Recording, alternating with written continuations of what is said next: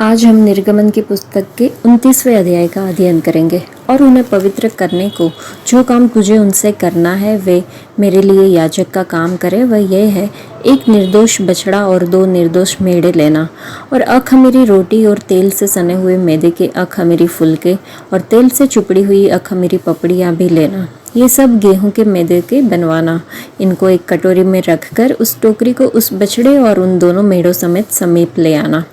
फिर हारून और उसके पुत्रों को मिलाप वाले तंबू के द्वार के समीप ले आकर जल से नहलाना। तब उन वस्त्रों को लेकर हारून को अंगरखा और एपोद का बागा पहनाना और एपोद और चपरास बांधना और एपोद का काढ़ा हुआ पटुका भी बांधना और उसके सिर पर पगड़ी को रखना और पगड़ी पर पवित्र मुकुट को रखना। तब अभिषेक का तेल ले उसके सिर पर डालकर उसका अभिषेक करना।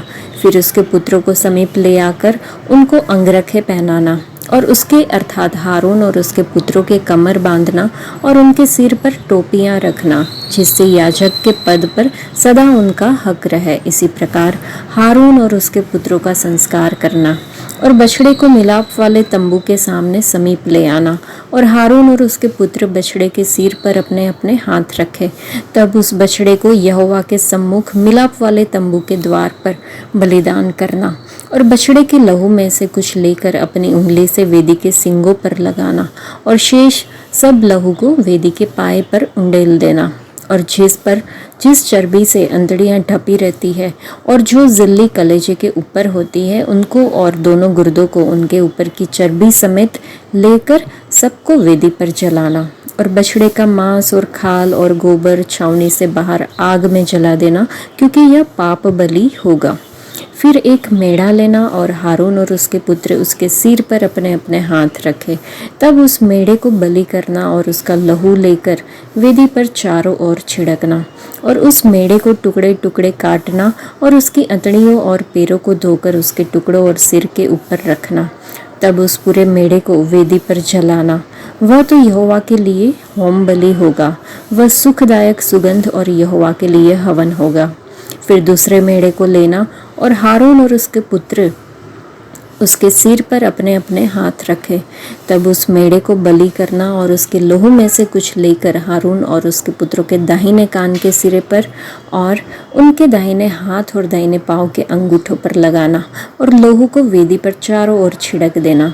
फिर वेदी पर के लहू और अभिषेक के तेल, इन दोनों में से कुछ कुछ लेकर हारून और उसके वस्त्रों पर और उसके पुत्रों और उनके वस्त्रों पर भी छिड़क देना। तब वह अपने वस्त्रों समेत और उसके पुत्र भी अपने वस्त्रों समेत पवित्र हो जाएंगे। तब मेढ़े को संस्कार वाला जानकर उसमें से चर्बी और मोटी पूंछ को और जिस चर्बी से अंतड़ियां ढपी रहती है उसको और कलेजे पर की जिल्ली को और चर्बी समेत दोनों गुर्दों को और दाहिने पुट्ठे को लेना और अख़मीरी की रोटी की टोकरी जो यहोवा के आगे धरी होगी, उसमें से एक रोटी और तेल से सने हुए मैदे का एक फुलका और एक पपड़ी लेकर इन सबको हारून और उसके पुत्रों के हाथों में रखकर हिलाए जाने की भेंट ठहरा के यहोवा के आगे हिलाया जाए। तब उन वस्तुओं को उनके हाथों से लेकर होम बलि की वेदी पर चला देना, जिससे वह यहोवा के सामने सुखदायक सुगंध ठहरे। वह तो यहोवा के लिए हवन होगा। फिर हारून के संस्कार का जो मेढ़ा होगा, उसकी छाती को लेकर हिलाए जाने की भेंट के लिए यहोवा के आगे हिलाना और वह तेरा भाग ठहरेगा। और हारून और उसके पुत्रों के संस्कार का जो मेढ़ा होगा, उसमें से हिलाए जाने की भेंट वाली छाती जो हिलाई जाएगी और उठाए जाने का भेंट वाला पुट्ठा जो उठाया जाएगा, इन दोनों को पवित्र ठहराना।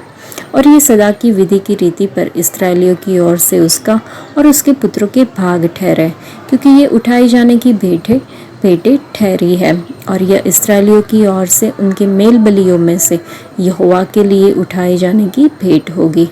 और हारून के जो पवित्र वस्त्र होंगे, वह उसके बाद उसके बेटे पोते आदि को मिलते रहे, जिससे उन्हीं को पहने हुए उनका अभिषेक और संस्कार किया जाए। उसके पुत्र के जो उसके स्थान पर याजक होगा, वह जो पवित्र स्थान में सेवा टहल करने को मिलाप वाले तंबू में पहले आए, तब उन वस्त्रों को 7 दिन तक पहने रहे। फिर याजक के संस्कार का जो मेढ़ा होगा, उसे लेकर उसका मांस किसी पवित्र स्थान में पकाना तब हारून अपने पुत्रों समेत उस मेढ़े का मांस और टोकरी की रोटी दोनों को मिलाप वाले तंबू के द्वार पर खाए, और जिन पदार्थों से उनका संस्कार और उन्हें पवित्र करने के लिए प्रायश्चित किया जाएगा उनको तो वे खाए, परंतु पराये कुल का कोई उन्हें न खाने पाए, क्योंकि वे पवित्र होंगे। और यदि संस्कार वाले मांस व रोटी में से कुछ बिहान तक बचा रहे तो उस बचे हुए को आग में जलाना, वह खाया न जाए, क्योंकि वह पवित्र होगा। और मैंने तुझे जो जो आज्ञाएं दी है उन सबों के अनुसार तू हारून और उसके पुत्रों से करना, और 7 दिन तक उनका संस्कार करते रहना, अर्थात पाप बलि का एक बछड़ा प्रायश्चित के लिए प्रतिदिन चढ़ाना, और वेदी को भी प्रायश्चित करने के समय शुद्ध करना और उसे पवित्र करने के लिए उसका अभिषेक करना। 7 दिन तक वेदी के लिए प्रायश्चित करके उसे पवित्र करना, और वेदी परम पवित्र ठहरेगी, और जो कुछ उसे छू जाएगा वह भी पवित्र हो जाएगा।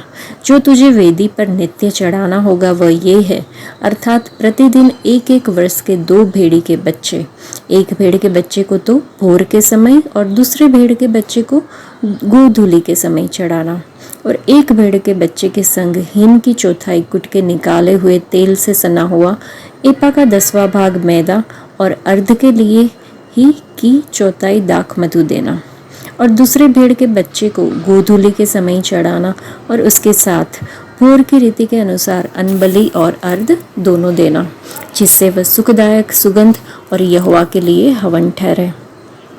तुम्हारी पीढ़ी पीढ़ी में यहोवा के आगे मिलाप वाले तंबू के द्वार पर नित्य ऐसा ही होम बलि हुआ करे। यह वह स्थान है जिसमें मैं तुम लोगों से इसलिए मिला करूँगा कि तुझसे बातें करूँ, और मैं इस्राएलियों से वही मिला करूँगा, और वह तंबू मेरे तेज से पवित्र किया जाएगा। और मैं मिलाप वाले तंबू और वेदी को पवित्र करूँगा, और हारून और उसके पुत्र को भी पवित्र करूँगा कि वे मेरे लिए याजक का काम करें। और मैं इस्राएलियों के मध्य निवास करूँगा और उनका परमेश्वर ठहरूँगा। तब वे जान लेंगे कि मैं यहोवा उनका परमेश्वर हूँ, जो उनका मिस्र देश इसलिए निकाल के ले आया कि मैं उनके मध्य में निवास करूं। मैं ही उनका परमेश्वर यहोवा हूँ।